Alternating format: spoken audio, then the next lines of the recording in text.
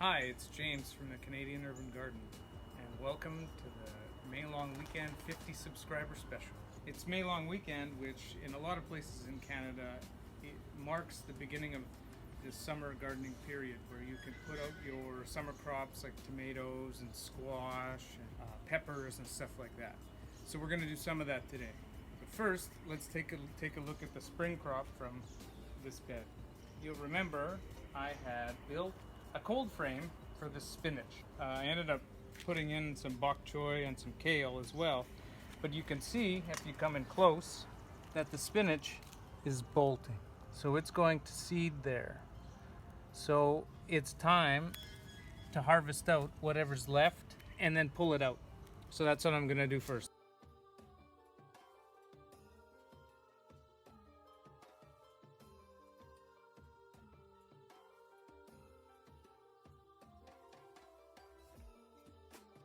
Harvest that we had this year was actually pretty good, but then this week it turned really hot.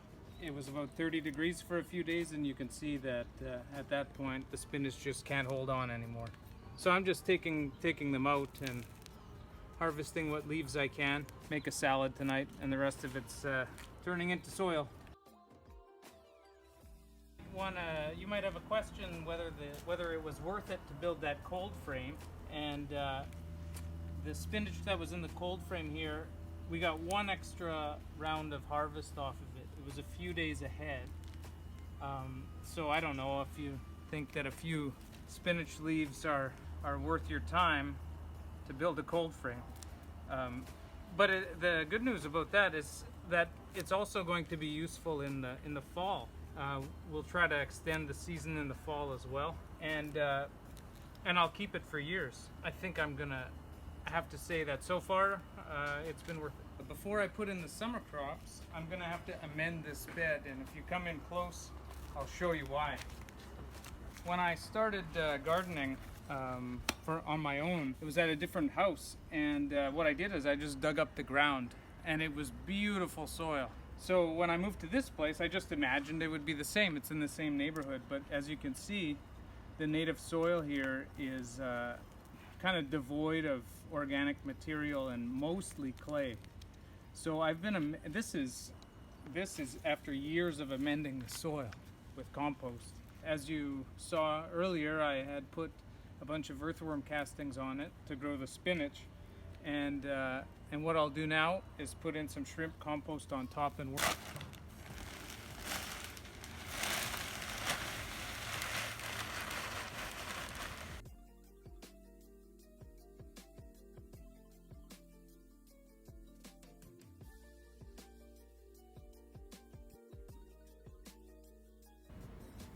Bed that I just amended with that compost is going to be a tomato, cucumber, and I'm not really sure what I'm going to do here at the front part of the bed. So right now I'm going to show you guys how to plant your tomatoes. I grew these from seed. This is what's called a Montreal Tasty, and this is a Black Prince. They both have tomatoes about that size. This one is bright red, and as the name suggests, this one's darker. You can tell that this one really wants to get out of its 3-inch pot and into its permanent home. So I'll show you how to do that. In this space, I'm going to put 5 tomatoes. Normally the way I space my tomatoes is 1 for every 2 square feet. These are indeterminate tomatoes. That means they're going to grow 6-7 feet tall and just keep producing as they go up. So what I'm going to do is I'll put 2 here in the corners, 1 there in the middle, and 2 there on the sides, and they'll each have about 4 square feet. When you transplant most plants, you're going to want to have the soil in the garden at the same height as the soil that's in your 3-inch pot. But a tomato is completely different. Do you see all these white hairs on the stem? Those are all roots. So if you bury it much deeper, it'll grow a much more robust root system. So that's what we're going to do. Okay. So first, let's get it out of the pot.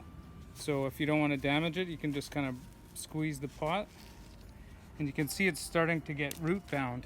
I just watered it so it's all nice and wet. and you can break that apart. Don't be too shy with that. It's fine to play around with the roots. You see that big chunk of wood in there. Anyway, so I've got it out of the pot, and I'm gonna put it right about here, right? What I'm gonna do is dig super deep. And because it's all clay down there, I don't want to plant it straight up and down. Then I'm going to take my seedling and pinch off the bottom leaves, because you're going to bury them anyway, and if you left them on there, it would encourage it to have root rot, or it would just rot underneath and you could be susceptible to all kinds of disease. So then I'm going to take my seedling and put it in the hole. I'm going to amend that hole because the soil quality is not that good. I'm just going to amend it with some earthworm castings, my go-to compost. And then, you see, there's even big rocks down there. They just keep coming, those rocks, even after years of putting them in. So you can bury it fairly deep and only leave a couple sets of leaves. Don't worry, it'll come back. There's another big rock. Then I'm going to do the same thing with the black print.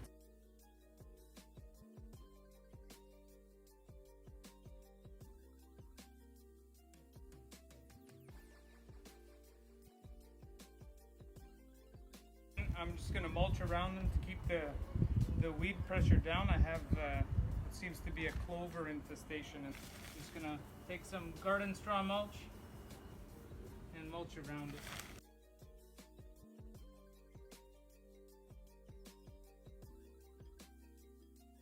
Last year was the first year that I grew cucumbers successfully.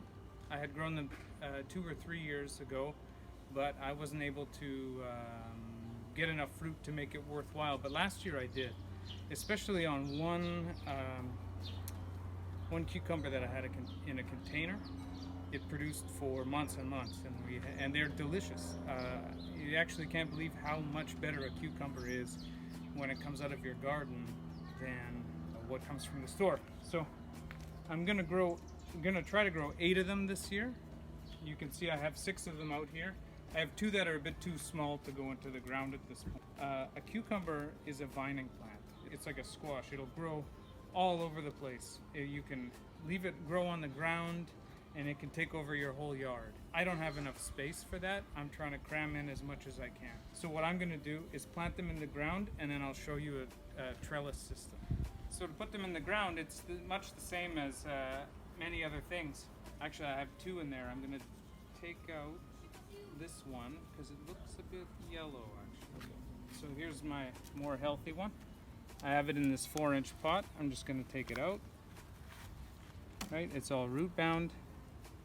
Might have been in there a bit long. Oop, I need my shovel. Just gonna dig a hole big enough for it to go in the ground. It's hard to believe how compacted this bed is.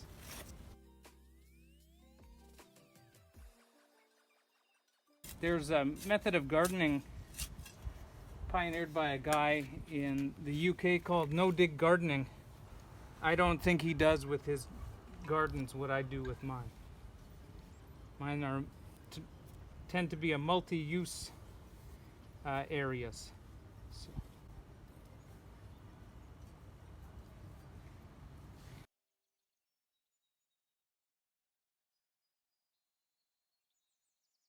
And these, unlike the tomatoes, you're gonna have to bury them to the same level.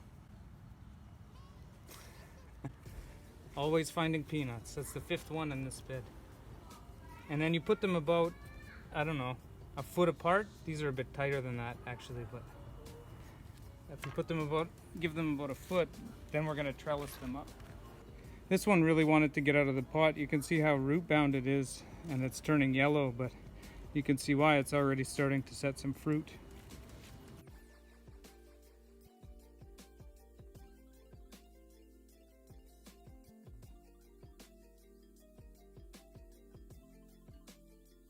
If we were to just leave them like that, they would grow all over the place, choke everything else out, and be a huge mess. But they would take up a lot more space than I've actually given them. but you can grow a lot more plants in a spot if you use something called vertical gardening. So that's what we're gonna do here. So I bought some of these fan trellises. So this will go in the ground like that, and something like clematis or a rose or something like that could climb up it and fan out. So I'm gonna put one in the ground here, like you're supposed to. And then I'm gonna put one next to it, upside down. Oops, it's not upside down. That's upside down. And I'm leaving enough space for the last one that's gonna go here. Right? I wanted to make what's called a cattle panel trellis arch, where you take some cattle panel fence and you bend it to make an arch. But because of the explosion in gardening, it's been impossible to find some things, and that's one of those things that I can't find anywhere. And on this side, I'm just going to do the opposite.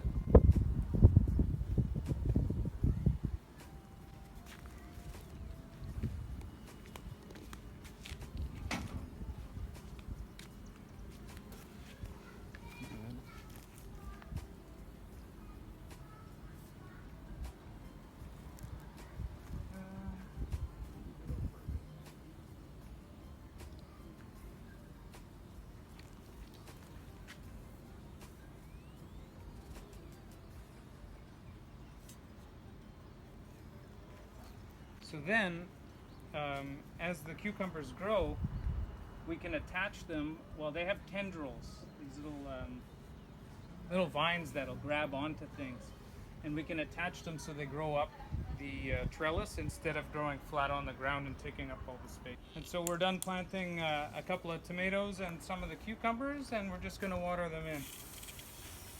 Try not to get too much water on the leaves. So that's it for this video. Thank you for joining the May long weekend 50 subscriber special. We've got a lot more planting to do over this weekend, so stay tuned for some more content. Thank you.